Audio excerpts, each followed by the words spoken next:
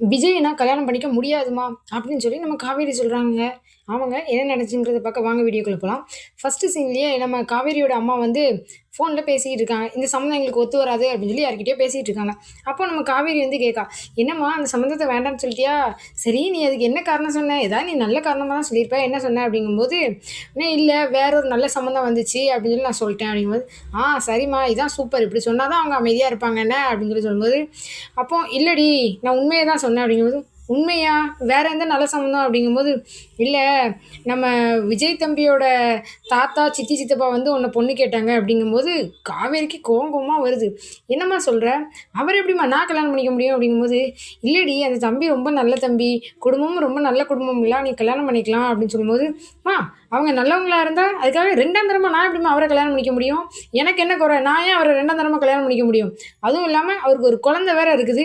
அப்படிப்பட்ட ஆளை நான் எப்படி கல்யாணம் பண்ணிக்க முடியும்னு சொல்லி காவேரி ரொம்ப கோவப்படுதா. இதில் என்னடி இருக்குது? அவர் ரொம்ப நல்லவர்டி, நமக்கு வேண்டப்பட்டவர், அதனால நீ கல்யாணம் பண்ணிக்கலாம் அப்படிங்கும்போது, அது மட்டும் இல்லைம்மா, அவரோட ஒய்ஃபு இறந்துட்டாங்கன்னு நம்ம நினச்சிட்டு இருந்தோம்ல, அவங்கெல்லாம் உயிரோட தான் இருக்காங்க. அவங்களுக்குள்ள ஏதோ ஒரு பிரச்சனை, அதனால பிரிஞ்சிருக்காங்க. அதுக்காக நீ உடனே என்ன எப்படி 2ஆம் தரமா நீ கல்யாணம் பண்ணிக்க சொல்கிற அப்படிங்கும்போது, இல்லடி நீ மட்டும் ஓகே சொன்னேன்னா அவங்க வந்து அவங்க மொதல் சம்சாரத்துக்கு சட்டப்படி என்ன பண்ணணுமோ அதை பண்ணிக்கிடுவாங்க, அதுக்கப்புறம் நீ கல்யாணம் பண்ணிக்கலாம்ல அப்படிங்கும்போது, நீ எல்லாம் ஒரு அம்மாவாம்மா?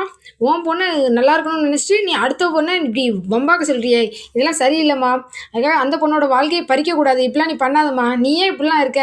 ஃபஸ்ட்டு அவங்க கேட்கும் போதே நீ என் பொண்ணை நான் ஏன் 2ஆம் தரமாக கொடுக்கணும்னு சொல்லி நீ சண்டை போட்டிருக்கணும். அதை விட்டுட்டு அவங்கக்கிட்ட இப்படி பேசியிருக்கே, சி நீ எல்லாம் என்னம்மா அம்மா அப்படின்னு சொல்லி ரொம்ப கோவப்பட்டு திட்டிக்கிட்டு இருக்கா. நினச்சேன் அந்த ஆள் இங்கே வரும்போது அவர் சிரித்து சிரித்து பேசும்போதெல்லாம் நான் நினச்சேன் இந்த மாதிரி ஏதாவது இருக்குன்னு சொல்லிட்டு, இரி நான் போய் அவங்க வீட்டில் போய் சண்டை போட போகிறேன் அப்படின்னு சொல்லி பேசிக்கிட்டு இருக்கா. அப்போ கரெக்டாக நம்ம விஜயும் அம்முவும் வந்துருந்தாங்க. உடனே அதை பார்த்தோடனே அம்மு வந்து சரின்னு சொல்லிட்டு இவளும் கொஞ்சிக்கிட்டு இருக்கா. உடனே அம்மாவை கூட்டிகிட்டு உள்ள ரூமுக்குள்ளே போய் கொஞ்சம் போயிருந்தா. உடனே விஜய் வந்து சாரதாட்ட கேட்கான், என்னத்தை காவேரி எப்போதும் நல்லா இருப்பா, இன்றைக்கி என்ன ஒரு மாதிரி முறைச்சிட்டு போகிற மாதிரி போகிறாள், என்னாச்சு அப்படிங்கும்போது, இல்லை மாப்பிள்ள அவங்க தாத்தா சித்தி சித்தப்பா வந்து உங்களுக்காக காவேரியை பொண்ணு கேட்டாங்க, நானும் சரின்னு சொல்லியிருந்தேன், அதை பற்றி காவேரிட்ட நான் இப்படி சொன்னேன்னா அதான் கோவப்பட்டு போகிறா அப்படிங்கும்போது, என்னத்தை நீங்கள் என்ன இப்படி பண்ணிக்கிட்டு இருக்கீங்க?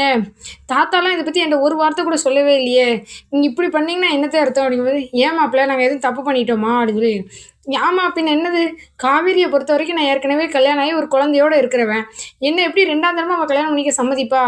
அதை புரிஞ்சுக்கிறத விட்டுட்டு அவங்க தான் வந்து கேட்டாங்கன்னா, நீங்களும் காவேரி கிட்ட போய் இதெல்லாம் சொல்லியிருக்கீங்களே, அவள் என்னை பற்றி என்ன நினைப்பா?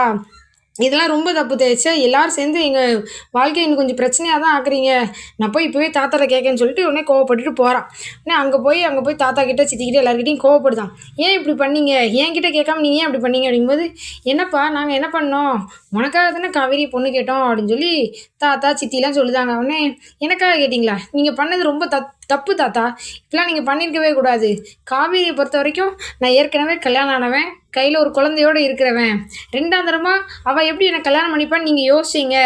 உங்களுக்கு அது புரியவே இல்லை தாத்தா. நானே அவளை கொஞ்சம் கொஞ்சமாக பேசி அவளோட மனசை மாற்றி அவளுக்கு என் மேலே விருப்பம் வர வைக்கணும்னு நான் நினச்சிட்டு இருந்தேன். ஆனால் நீங்கள் அதை விட்டுட்டு நீங்கள் இப்படி பண்ணதுனால அவள் என்னை பற்றி என்ன நினைப்பா, ரொம்ப சீப்பாலாம் நினைப்பா, என்கிட்ட கேட்காம நீங்கள் ஏன் இப்படி பண்ணீங்கன்னு சொல்லி எல்லாருக்கிட்டையும் ரொம்ப சண்டை போட்டுக்கிட்டு இருக்கான். ஐயோ தெரியாமல் இப்படி பண்ணிட்டோமே அப்படின்னு சொல்லி எல்லோரும் வருத்தப்பட்டுட்டு இருக்காங்க.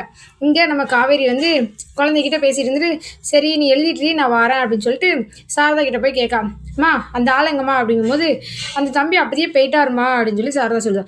அதுக்குள்ளே அவர் போக மாட்டாரே, அவர் குழந்தைய சாக்கா வச்சு இங்கேயே இருக்கணும்னு நினைக்கிறாள்ல, அவர் எப்படி போனார் அப்படிங்கும்போது, இல்லைம்மா அவர் போயிட்டாரு அப்படிங்கும்போது, சரி நான் இப்போ ஃபோன் பண்ணி அவரை வந்து குழந்தைய கூட்டு போக சொல்கிறதுக்கு வர சொல்கிறேம்மா அப்படின்னு சொல்லி சாரதா சொல்லுது.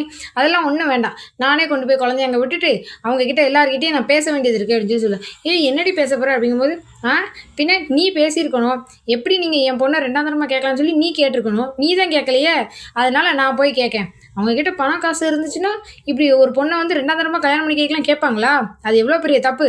நான் போய் அவங்க மூஞ்சிக்கு முன்னாடி நான் கேட்க தான் போகிறேன் அப்படின்னு சொல்லிட்டு கோவப்பட்டுட்டு போகிறா. இதோட இந்த எபிசோட் முடியுதுங்க. நெக்ஸ்ட் என்ன நினச்சுங்கிறத பார்க்க நம்ம சேனலை சப்ஸ்கிரைப் பண்ணிக்கோங்க. மீண்டும் அடுத்த வீடியோவில் சந்திப்போம். அது வரைக்கும் பாய்.